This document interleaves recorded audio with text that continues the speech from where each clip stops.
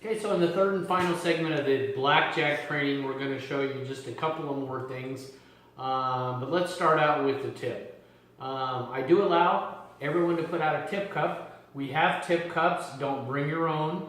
We don't like them to be all mismatched and hodgepodged, and some dealers tend to be a little over exuberant and bring large tip cups. So this is not the actual one that we use, but this will work fine for the example that I'm trying to do today.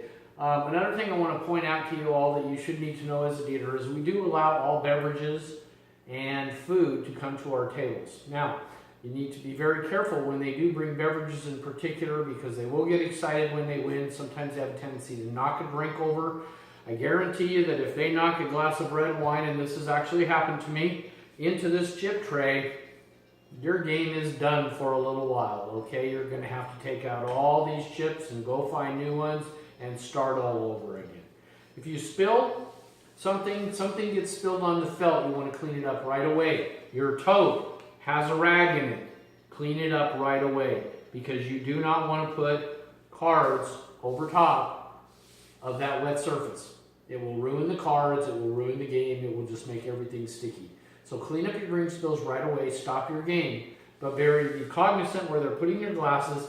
A lot of trick we do here, you can't see it on this one, but because this is a different version of our table that we build, but all of our other tables have a huge rail right here. And we often tell people with particularly wine glasses to just insert the stem underneath the rail, and it holds it very nicely. So let's start with the tip and the psychology behind a tip. Okay? Now I always tell my dealers, bring a $5 bill for your tip cup. You definitely don't want to start your tip cup like this, with nothing in it. But you also don't want to start it with a $1 bill. Okay? $5 bills work best, and I'm kind of going to explain to you why. Whatever bill you end up putting in here, that is generally what you're going to get. So if you put a $1 bill in there, you're going to get $1 tips. If you try to put a 20 in there, you're probably not going to get too many tips, because people just don't carry a lot of money and probably won't have 20s that they're going to give you. A lot of us just don't carry any money at all nowadays. But here's the psychology behind what happens here with the tip. The party's going to go on and on. They're not going to tip you as they go. Some do, but most of them wait till the very end. Then they get in a situation where there's the girl with her boyfriend. They're trying to decide how much to tip you. So she says something like, "Oh, Randy was a great dealer tonight. Let's tip him because he was really good. I really liked him." So the gentleman sees a $5 bill in the tip cup. What does he do? He sticks in a 10. Okay? His girlfriend sees it. She likes him. He's not cheap.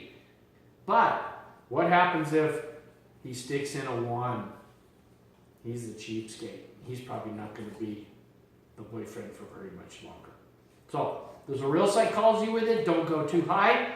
Don't go too low. But if you stick a 5 in, you'll probably get a lot of 5s by the end of the night. Generally, the tips average usually between about $20 to $40 a night. Whoever knows, it depends on who's sitting on your table. So don't think it's guaranteed income. You can never entice a tip to change the game. If someone throws a $20 bill into your tip cup, you better not play any favor to them over anyone else at your table, because that's called gambling in the state of Utah. And not only will that get you fired, but you can also be convicted of a crime, okay? Silly enough. So anyway, the psychology behind the tip is always bring a 5 or a 10 if you're that brave. But I wouldn't suggest it at first, because it'll take you a few games to get good at this.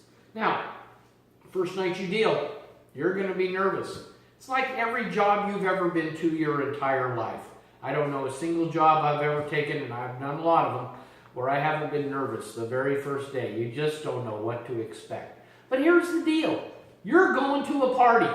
Everyone that's going to be at your table is going to be fun, social, and in a good mood, because they're at a party.